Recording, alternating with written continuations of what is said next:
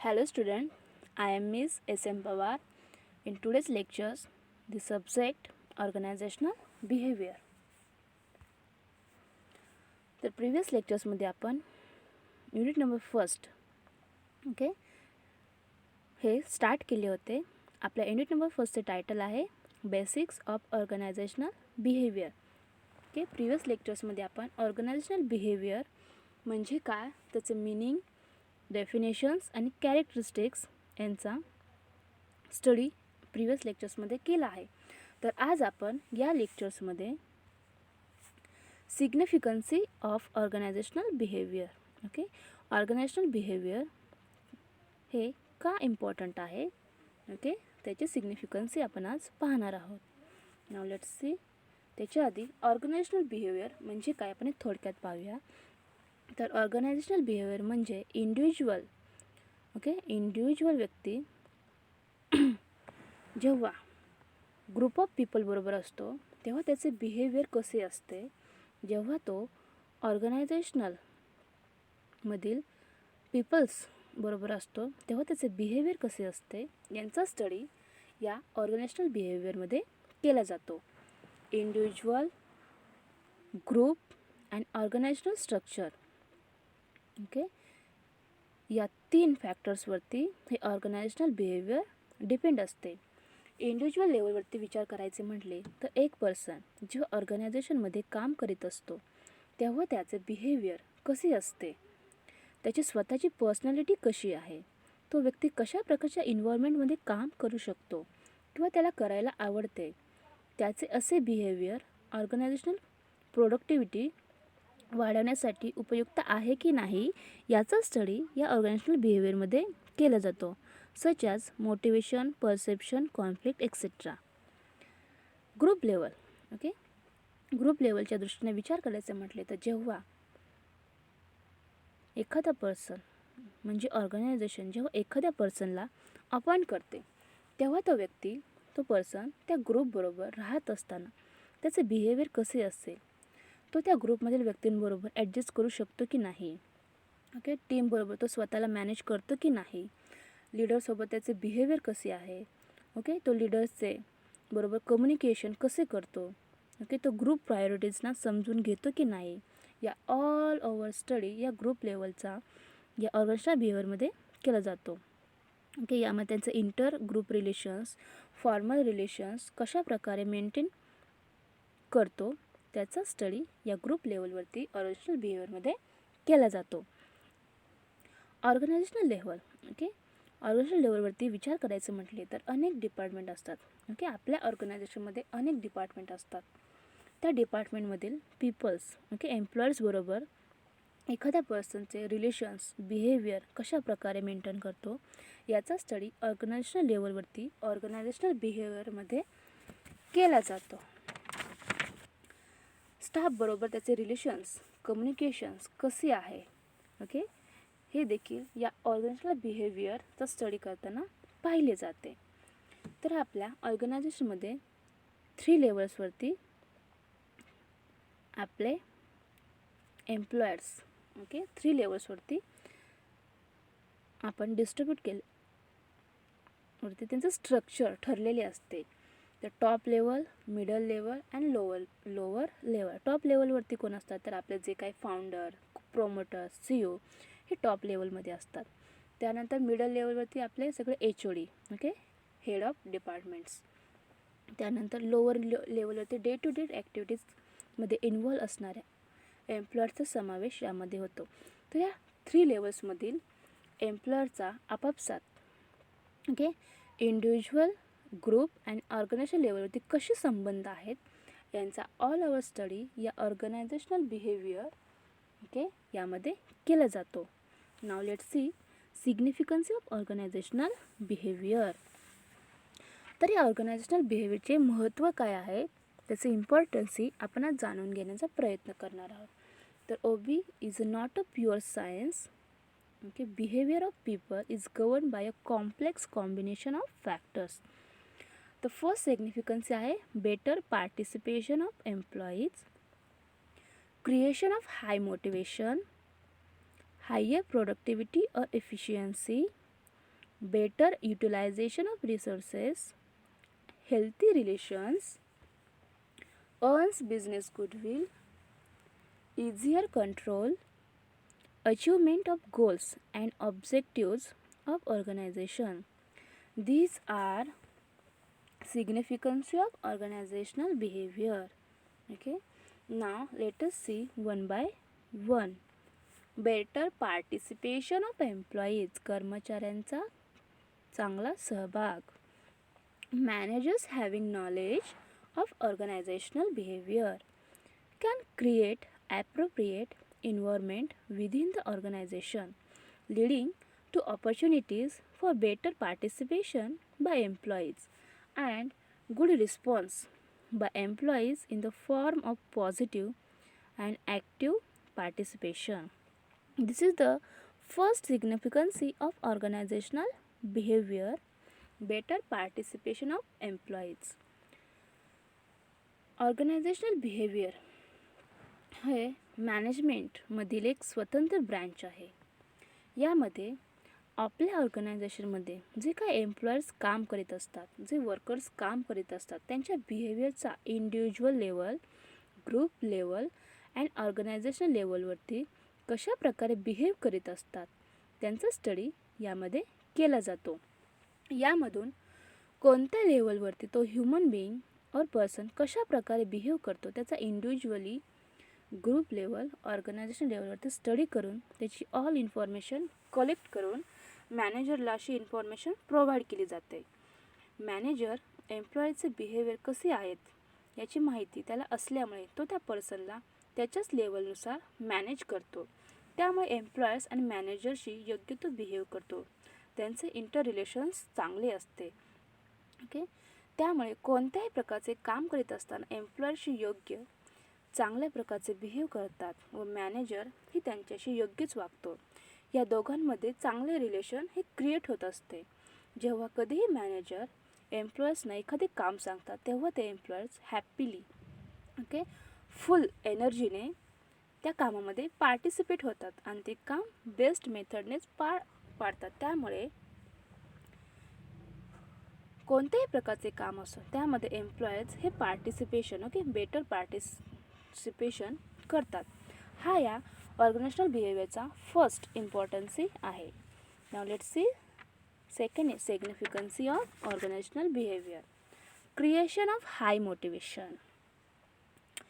Managers can provide right motivators to right employees and at the right time.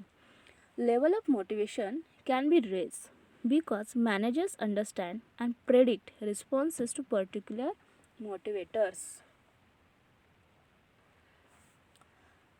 Motivation म्हणजे काय? प्रेरणा. Okay, एखाद्याला मोटिवेशनची रोज गरज असते. एखाद्याला 15 दिवसाने, एखाद्याला महिन्याने, एखाद्याला वर्षाने. ओके, पण त्यांना प्रत्येक एम्प्लॉयर्सना मोटिवेट करणे गरजेचे असते. त्यासाठी वेगवेगळे फंक्शन्स, ओके, मोटिवेशनचे फंक्शन्स हे अरेंज केले जातात आणि त्यांच्या थ्रू एम्प्लॉयर्सना मोटिवेट केले जाते. ओके, अशी मोटिवेशन हे त्यांची कार्यप्रेरणा, ओके, ते जे काही कार्य करतात ते प्रोडक्टिव्हिटी वाढवण्यासाठी केले जाते. तर मॅनेजर्स हे योग्य वेळी योग्य त्या एम्प्लॉयर्सना योग्य मोटिवेशन प्रोव्हाइड करण्याचे काम करीत असतो. त्यामुळे एम्प्लॉयर्सची काम करण्याविषयीची, ओके, एफिशियन्सी इन्क्रीज होत असते आणि तो एम्प्लॉयर्स आणखी जास्त कार्यप्रेरणेने कामाला लागतो. काम अगदी चांगल्या रीतीने करतो. त्यातूनच हाय मोटिवेशन हे क्रिएट होत असते. अशा प्रकारे सेकंड सिग्निफिकन्सी आहे creation of high motivation. It is the most importancy of organizational behaviour. Now let's see higher productivity और एफिशियन्सी. ऑर्गनायझेशनल बिहेवियर, ओके, आपण इंडिव्हिज्युअल लेवल, ग्रुप लेवल आणि ऑर्गनायझेशन लेवलवरती एम्प्लॉयर्सचे बिहेवियर यांचा स्टडी केल्यामुळे हायर प्रोडक्टिव्हिटी अँड एफिशियन्सी ही increase होत असते. Okay, skilful motivation, good participation encourage people to put in better efforts resulting into increased efficiency.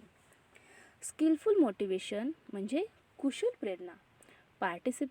Participation encourage people, लोकांना सहभागी करून घेण्यासाठी प्रोत्साहित करणे आणि यामधून प्रोडक्टिव्हिटी वाढवण्यासाठी प्रयत्न केला जातो. जास्तीत जास्त कर्मचाऱ्यांची इफिशियन्सी व प्रोडक्टिव्हिटी वाढवण्यासाठी मॅनेजमेंट कार्यरत असते, काम करीत असते. वारंवार पॉलिसीज स्ट्रॅटजीज ठरवित असते. त्यामध्ये एम्प्लॉयर्स जास्त प्रमाणात काम कसं करू शकेल यासाठी ऑर्गनायझेशनल बिहेवियरमध्ये त्याचा स्टडी केला जातो. एम्प्लॉयर्सना एन्व्हायरमेंट चांगल्या प्रकारे निर्माण करण्याचे अनेक सोयीसुविधा पुरवण्याचे काम केले जाते, जेणेकरून तो अगदी फोर्सफुली काम करू शकेल, त्याची काम करण्याची इफिशियन्सी वाढ होईल. जर त्याला आपण योग्य त्या सोयीसुविधा प्रोव्हाइड केल्या तर तो त्या एन्व्हायरमेंटमध्ये चांगल्या प्रकारे काम करू शकतो. त्याचबरोबर त्याला मोटिवेशन केले, त्याला स्किलफुल मोटिवेशन केले तर तो त्याचे इफिशियन्सीसुद्धा देखील वाढवू शकतो. अशा प्रकारे ऑर्गनायझेशनल बिहेवियरमध्ये एम्प्लॉयर्सचं बिहेवियरचा स्टडी केल्यामुळे आणि त्याच्यानुसार बिझनेस ऑर्गनायझेशनमध्ये चेंजेस घडवून आणल्यामुळे हायर प्रोडक्टिव्हिटी अँड इफिशियन्सीमध्ये इन्क्रीजेस होत असते. Better utilization of resources, both human and physical resources can be better utilized through proper influence on people's behavior. Both human and physical resources can be better utilized through proper influence on people's behavior. People themselves work more efficiently and used materials, machines, methods, and time more efficiently. All this can happen through an atmosphere of mutual understanding and harmony. Teamwork achieved by organizational behavior oriented approaches used by managers. Proper utilization of resources is important in all organizations for maintaining productivity because it prevents staff from underperforming or being overburdened by workload and burning out. Productivity टिकवून ठेवण्यासाठी जे काही आपले resources आहेत त्यांचा योग्य वापर करणे इम्पॉर्टंट असते, कारण यामुळे एम्प्लॉयर्सना कमी काम करण्यापासून किंवा कामाचे ओझे कमी करण्यासाठी आणि अतिउत्साही होण्यापासून प्रतिबंधित केले जाते. यामध्ये ह्युमन अँड फिजिकल रिसोर्सेसचा बेटर युटिलायझेशन करण्यासाठी एम्प्लॉयर्सचे पीपलचे बिहेवियर खूप उपयोगी ठरते. जर चांगल्या क्वालिटीचे मशिनरीज मेथड्स आपण या ऑर्गनायझेशनमध्ये असतील डेव्हलप केल्या तर एम्प्लॉयर्स अगदी उत्साहाने काम करीत असतो. त्याचबरोबर तो इंडिव्हिज्युअल अँड टीमवर्क देखील अगदी चांगल्या रीतीने पार पाडत असतो. त्यांच्यामधील म्युच्युअल अंडरस्टँडिंग हार्मोनी पॉवर ही डेव्हलप होत असते. हे सगळे अचीव करण्यासाठी manager organizational behaviour oriented approaches use करीत असतो. त्याच्यामुळे जे काही आपले रिसोर्सेस आहे त्याचा बेटर युटिलायझेशन करणे या ऑर्गनायझेशनल बिहेवियरमुळे इझी होते. Healthy relation it is a most important in organizational behavior.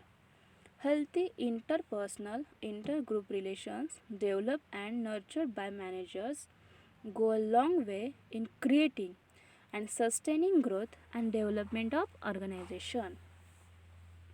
This is the most important significance in organizational behavior. Healthy relations means the interpersonal, intergroup relations आहे ते develop आणि त्यांचे जतन म्हणजे पालनपोषण हे लॉंग टाईमपर्यंत करण्याचे काम मॅनेजर करीत असतो. यामुळे आपल्या ऑर्गनायझेशनमध्ये सस्टेनिंग ग्रोथ आणि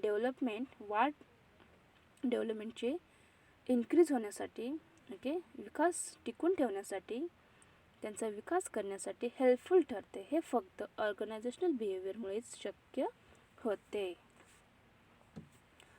अर्न्स बिझनेस गुडविल, जे काय आपल्या बिझनेसचे गुडविल आहे ते मिळविणे हे फक्त ऑर्गनायझेशनल बिहेवियरचा स्टडी केल्यामुळेच शक्य होते.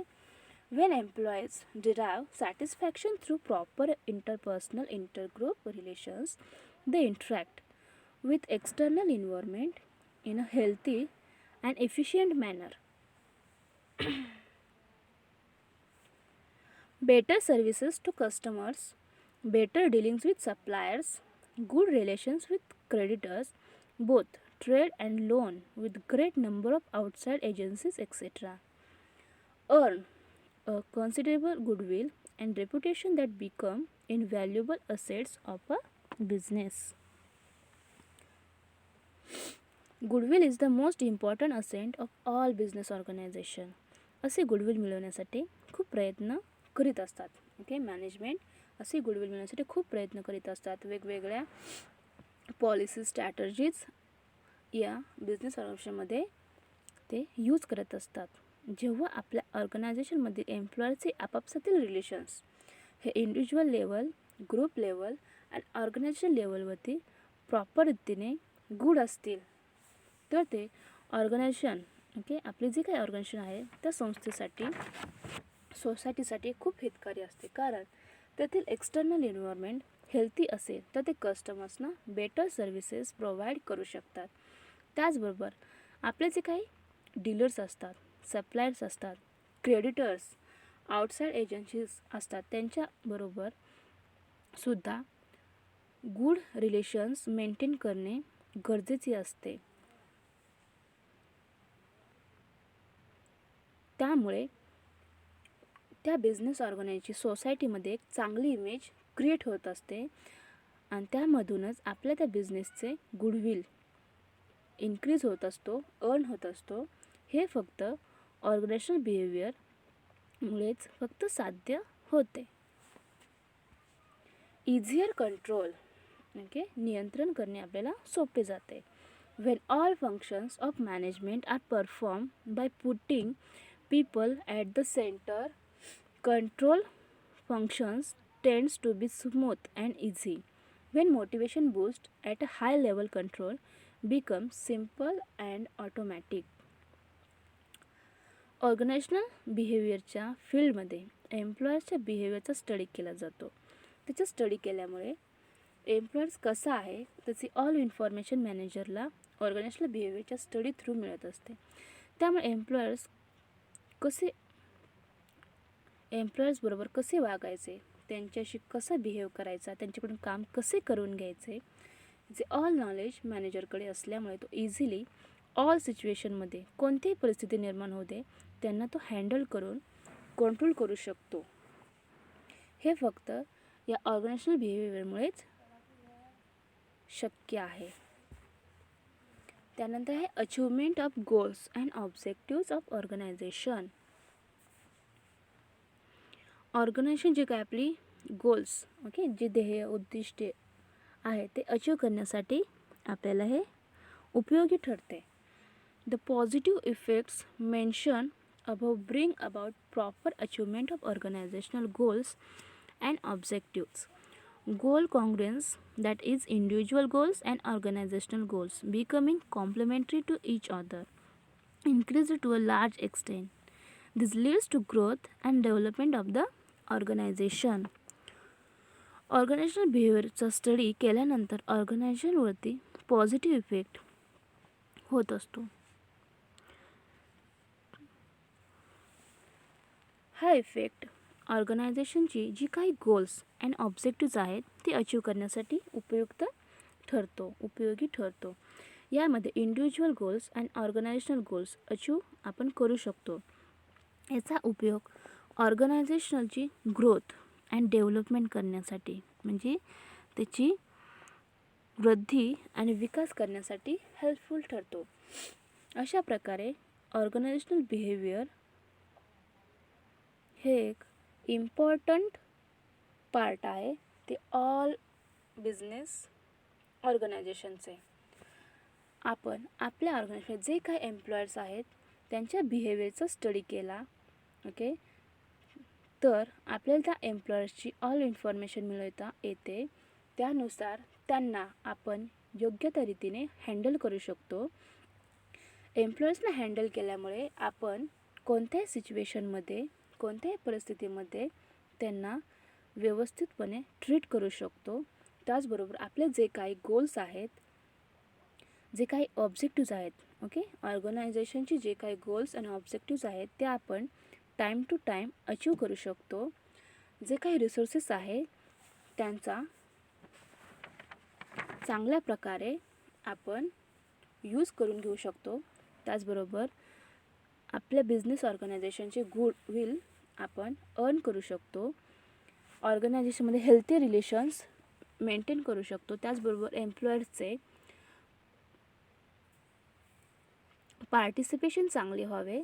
ओके, कोणत्याही वर्क करत असताना त्यांचे पार्टिसिपेशन, ओके, त्यांनी पार्टिसिपेट करावे यासाठी सुद्धा आपण प्रयत्न करू शकतो. अशा प्रकारे ऑर्गनायझेशनल बिहेवियर हे खूप महत्त्वाचे आहे.